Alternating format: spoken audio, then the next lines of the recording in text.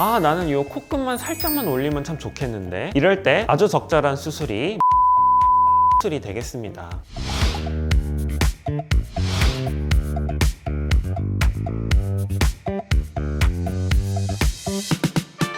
안녕하세요. 우연히 성형을 만나다 성형외과 전문의 이우연입니다. 저희 병원 내원하시는 분들 중에서 나는 이 코끝만 살짝만 올리면 참 좋겠는데, 이렇게 생각하시는 분들이 참 많습니다. 하지만 코 수술이란 게 좀 부담을 느끼시는 분들도 많고, 큰 수술이다 이렇게 생각하시는 분들이 많기 때문에 실로도 코끝을 좀 올려보기도 하고 필러도 맞아보시는 분들도 많습니다. 하지만 맞아보셔서 아시겠지만 실이나 필러로는 사실 한계가 좀 있고요. 이 코끝을 올리는 건 결국 수술을 통해서 해야 됩니다. 실 넣으면은 이게 한 2번 정도 받으면 어느 정도 유지가 된다는 말씀들을 하시더라고요. 근데 좀 그 한계랑 왜 안 되는 이유가 있을까요? 그 실로 올리면 당장은 효과가 나타나는데요, 우리가 말을 하고 피부나 연골들이 당기는 이 저항을 실의 힘이 결국 견디지 못합니다. 코끝이 결국 제자리로 돌아갑니다. 실로 한두 번 해보셔도 결국 돌아가는구나 라고 한계를 보통 느끼시게 됩니다. 물론 이론적으로 실이 코끝을 올린 자리에서 녹으면서 약간의 흉터 조직으로 바뀌기 때문에 기존이랑 비교했을 때 완전 100% 똑같지 않을 수는 있는데 그 차이가 사실 미미합니다. 그래서 코 수술로 확실하게 모양을 잡아서 변화하는 것과 비교했을 때는 원래로 돌아갔다라고 봐도 될 정도의 수준일 겁니다. 이럴 때 아주 적절한 수술이 무부영물 코끝 수술이 되겠습니다.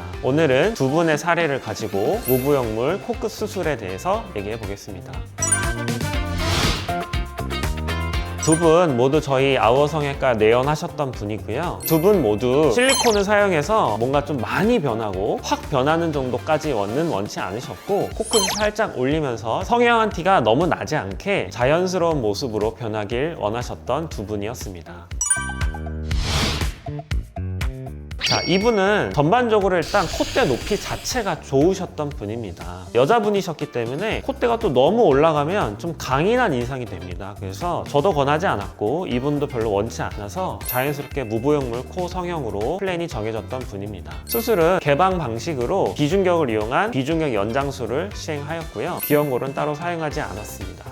이분은 콧대 높이가 남자분 치고는 사실 조금 아쉽다고 봐도 될 정도의 콧대 높이고요. 매부리가 약간 있으셨습니다. 이마에서부터 이 콧대로 이어지는 굴곡도 꽤 있으신 편이어서 실리콘 쓰는 걸 저는 권하였고요. 이런 경우는 실리콘 쓰면서 매부리 좀 다듬고 코끝 올려주면 모양이 잘 나올 코였습니다. 근데 받으시는 분께서 굳이 실리콘 사용하길 원치 않으셨고 엄청 티가 나는 것보다는 자연스럽게 변화하는 걸 원하셔서 무부영물 코 성형으로 수술 진행하였습니다. 마찬가지로 개방으로 진행하였고 비중격 사용해서 비중격 연장술 진행했고 귀형골은 따로 쓰지 않았습니다.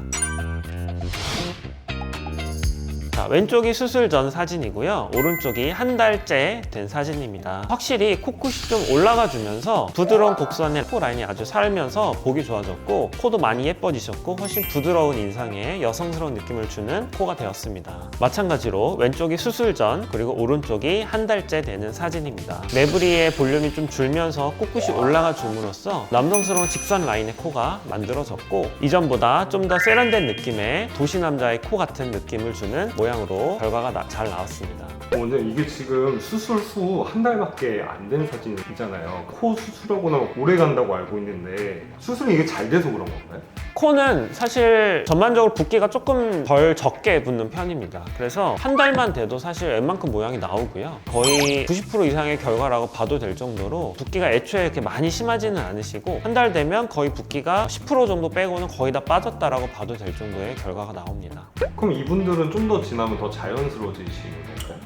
붓기가 이제 조금 더 빠지실 건데 사실 그 10%의 영역은 엄청나게 결과를 좌지우지할 정도의 모양은 아니어서 지금의 모양과 크게 다르진 않으실 겁니다.